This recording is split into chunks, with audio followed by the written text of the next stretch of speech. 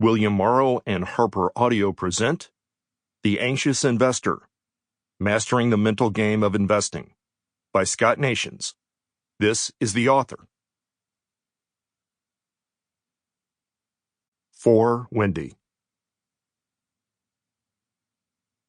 This book is not designed to be a definitive investment guide or to take the place of advice from a qualified financial planner or other professional. Given the risk involved in investing of almost any kind, there is no guarantee that the investment methods suggested in this book will be profitable. The publisher and the author disclaim liability for any losses that may be sustained as a result of applying the methods suggested in this book. A note before we begin. Be sure to download the accompanying enhancement PDF from your audiobook provider, or go directly to www.harpercollins.com/pages/The Anxious Investor. It will contain charts and the source notes from the print edition of this audiobook and will be referred to throughout as the enhancement. Preface. The Anxious Investor. Satan was rising from the earth.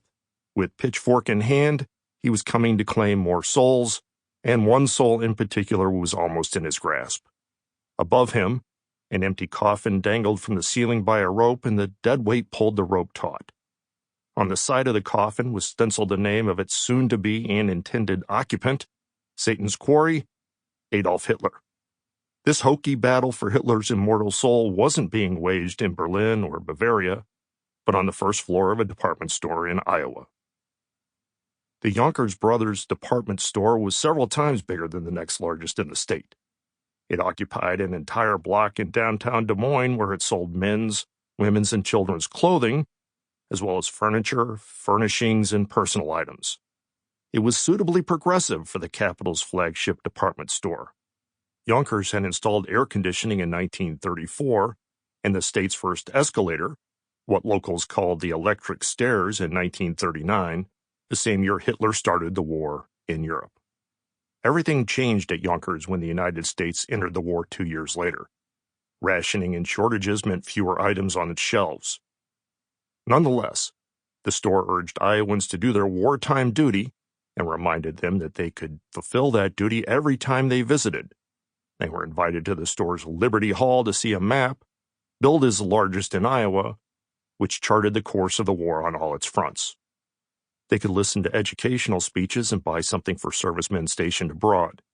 Yonkers helpfully offered a list of suggested gifts for soldiers, which included wristwatches, fountain pens, stationery, and smoking accessories. And shoppers could buy war bonds there, too. World War II cost the United States $296 billion, about $4 trillion in today's dollars. And more than half of that total came from investments that ordinary Americans made during 7 war bond drives staged between 1941 and 1945. Yonkers, as one of the central businesses in Iowa's largest city, became a hub for war bond sales.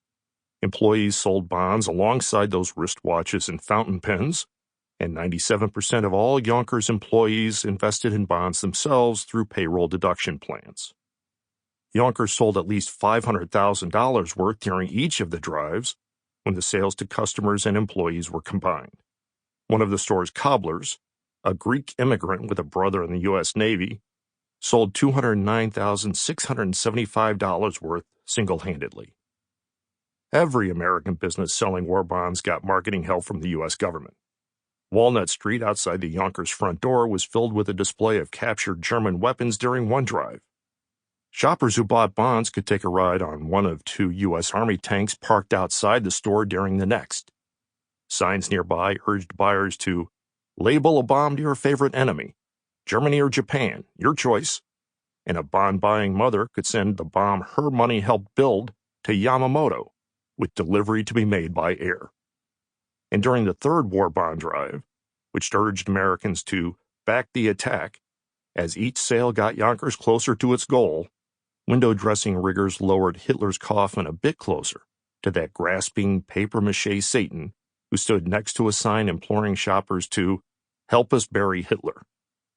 Only in a global war with passion Sample complete. Ready to continue?